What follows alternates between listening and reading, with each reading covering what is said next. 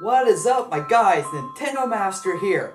And today's video, we are doing a Banjo-Kazooie review for the Nintendo 64.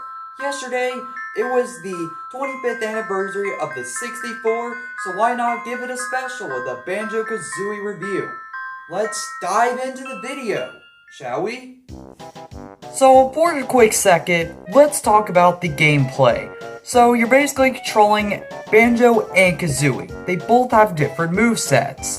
So, for Banjo, you'll just be moving around, you can jump, you can swim, you can do all kinds of different basic moves, and climb as well. And then we got Kazooie. She can poop out eggs, she can have this super jump, and she can also fly.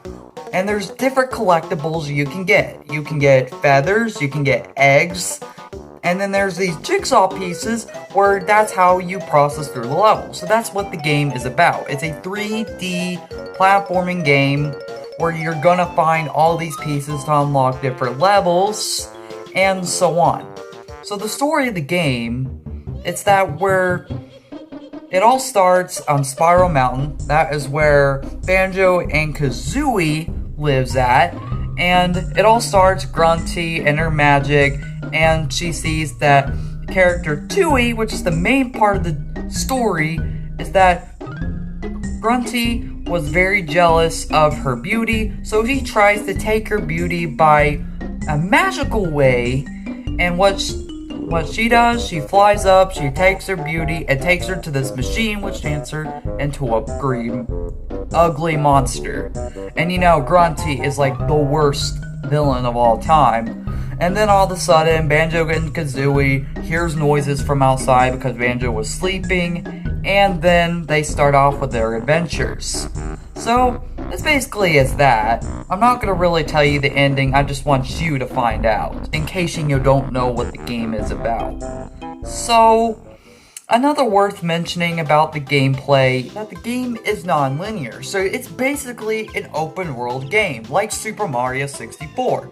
And it basically has a lot of reference to Mario 64 because it's a 3D platforming game. So moving on to sound. Thanks to the genius producers that make all these amazing, annoying slash silly songs, like the Spiral Mountain music, the theme, and then we got the main hub for the Grunty's lair. There's so many good songs in the game, and I definitely appreciate it. We even got some remixes in there in the Super Smash Bros. Ultimate game. Even Banjo-Kazooie made it to the game.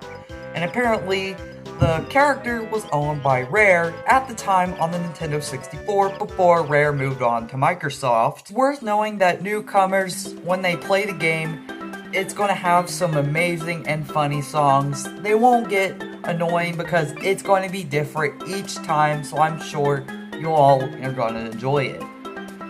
Now, the other thing to talk about is the graphics. The graphics are actually not that bad. It hasn't aged well to today's standards, but if you compare it with the Banjo-Kazooie and Mario 64, they're both the same thing. Except that some of the textures are muddy and just a bit disgusting and pixely and blocky, but it's not really true because Banjo-Kazooie actually gets a lot of the textures right, like the grass, the sand, the water, and all that nonsense. I would say the graphics are great. So, if I were you, if you have a Nintendo 64 around, or you can play it on emulation, virtual console, you could find Banjo-Kazooie in pretty much those ways. I would say that it's a great game for who loves platforming and who loves challenging games, because in some parts it's going to get really hard where you have to collect pieces and everything else. So, if I was going to say, for the score, I would say it's a 9.2 out of 10, awesome. And since I love Banjo-Kazooie, I've made a pixel art of Banjo-Kazooie. I love the game so much. I haven't even beat it yet, so that's why I haven't really explained deeply to the story, just so that for newcomers, they can figure the whole story out. So, thank you guys for watching my Banjo Kazooie review, and hopefully I'll see you next time on the next video. So stay tuned for the fun. Looking for more nostalgia? Stay tuned. Next is Tyler Wing.